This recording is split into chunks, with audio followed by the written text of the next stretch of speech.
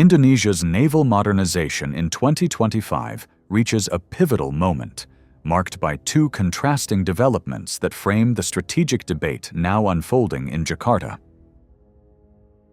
On one side, the commissioning of KRI Brawijaya 320 represents a confident step forward, symbolizing a navy that seeks to expand its presence, improve maritime domain awareness, and project a more capable posture across the vast Indonesian archipelago.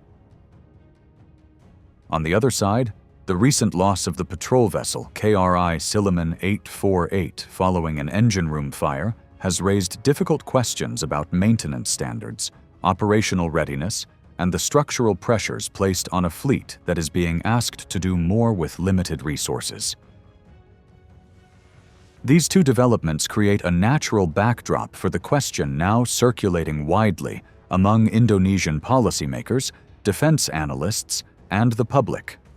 Should Indonesia purchase used Type 053H frigates from China as a rapid means to strengthen its surface fleet, or should it avoid short-term solutions and double down on domestic shipbuilding and long-term modernization? The Type 053H frigate proposal has attracted attention precisely because it sits at the intersection of immediate operational needs and long-term strategic planning. Constructed primarily in the late 1980s and 1990s, these vessels represent an older generation of design. They are not inherently obsolete. Many navies continue to employ ships of similar age. They do, however, face limitations when measured against the modern sensor, radar, and electronic warfare requirements that define today's maritime operating environment. Their anti-surface warfare capabilities remain serviceable, and their overall size and endurance make them suitable for extended patrols across Indonesia's vast exclusive economic zone. Yet their age introduces predictable challenges: higher maintenance burden, greater risk of component fatigue, uncertain service life, and limited potential for deep modernization or weapon system integration. These technical realities shape the strategic discussion in Indonesia, where naval modernization is increasingly framed around the demands of 2030 rather than the legacy structures of the past. Why, then, is Indonesia considering such vessels in the first place?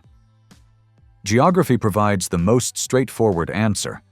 Indonesia requires persistent maritime presence across an enormous area, with multiple ongoing disputes, illegal fishing challenges, and a growing need to ensure credible deterrence and maritime law enforcement. The pace of domestic shipbuilding, while improving, remains insufficient to close the near-term capability gap. The KRI Brawijaya class and other indigenous designs, including corvettes and offshore patrol vessels, will strengthen the fleet over time, but they cannot satisfy immediate needs. Used frigates therefore become a tempting interim solution. They can be acquired quickly for a fraction of the cost of a new vessel, and they allow Indonesia to expand hull numbers in the short term without waiting for multi-year construction cycles. In this sense, the potential purchase reflects a strategic trade-off between speed and modernity, rather than a purely financial calculation. Public reaction inside Indonesia illustrates the complexity of this trade-off. The aftermath of the KRI Siliman accident has generated understandable skepticism toward any platform that could increase maintenance risk. Many commentators argue that introducing older vessels into the fleet may compound existing readiness challenges rather than alleviate them. They point out that Indonesia's naval modernization cannot be judged by the size of the fleet alone, but by its reliability, safety, and ability to sustain operations. Others take the opposite view, asserting that deterrence requires presence, and presence requires ships. From this perspective, even aging frigates can play a valuable role in low-intensity patrols, maritime policing missions, and strategic signaling, freeing more modern assets for high-priority duties. The debate reflects a deeper conversation about Indonesia's defense posture, particularly the balance between quantity and quality. Evaluating the strategic options requires considering three distinct pathways. The first is a rapid acquisition path. Purchase several Type 053H frigates to quickly increase fleet numbers between 2025 and 2029. This offers the clearest short-term benefits for maritime presence, but also carries the highest long-term maintenance and reliability risks. The second pathway is a pure modernization posture.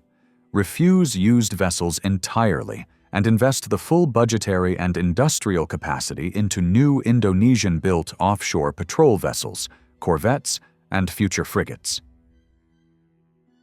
This approach promises the greatest long-term stability and technological relevance, but risks leaving capability gaps during the second half of this decade. The third option, increasingly discussed by analysts, is a hybrid. Acquire a very limited number of used ships for interim roles while accelerating domestic shipbuilding and improving logistics, training, and readiness systems. This compromise tempers risk while responding to immediate operational needs. Any evaluation of these choices inevitably returns to the lessons of KRI Siliman 848. The loss of that vessel was not caused by adversary action, nor by design vulnerabilities in a modern combat system. It was a maintenance failure. It exposed structural issues in technical oversight, crew training, and long-term sustainment planning. This reality demonstrates that the critical challenge for Indonesia is not simply the age of the vessels it operates, but the robustness of the systems that keep those vessels operational. If Indonesia acquires used frigates without simultaneously expanding its maintenance infrastructure, technical training, and supply chains, the risks highlighted by the KRI Siliman incident will persist regardless of platform origin. Regional implications of a potential purchase also deserve consideration. Acquiring Chinese-built frigates does not indicate a shift in Indonesian strategic alignment. Jakarta maintains an independent foreign policy and has long diversified its military suppliers. The move would, however, signal to neighboring states that Indonesia is accelerating its maritime presence, potentially influencing regional threat assessments and operational planning. For China, transferring older vessels carries diplomatic value, yet Indonesia retains full autonomy in how such vessels would be deployed. The broader regional impact therefore remains limited, shaped more by Indonesia's operational employment than by the origin of the platforms themselves.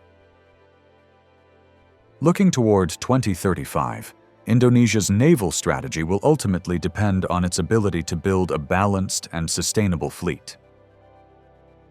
This includes modern frigates, multi-role corvettes, offshore patrol vessels, and an industrial base capable of producing and supporting them. Building such a fleet requires more than procurement decisions. It demands coherent investment in maintenance facilities, skilled technicians, integrated training programs, and long-term logistical planning. Used vessels can assist in bridging short-term gaps, but they cannot substitute for a comprehensive modernization strategy. Indonesia stands at a crucial decision point.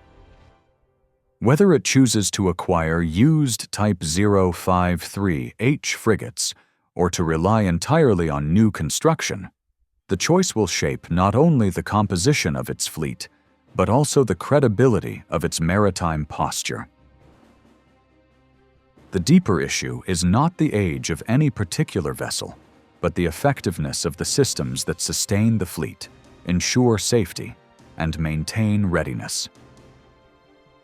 If Indonesia strengthens these foundations, it can afford to integrate interim platforms without fear of replicating past failures. If it does not, even the most modern ships will face avoidable risks. The debate over the Type 053H frigates is therefore a proxy for a larger question.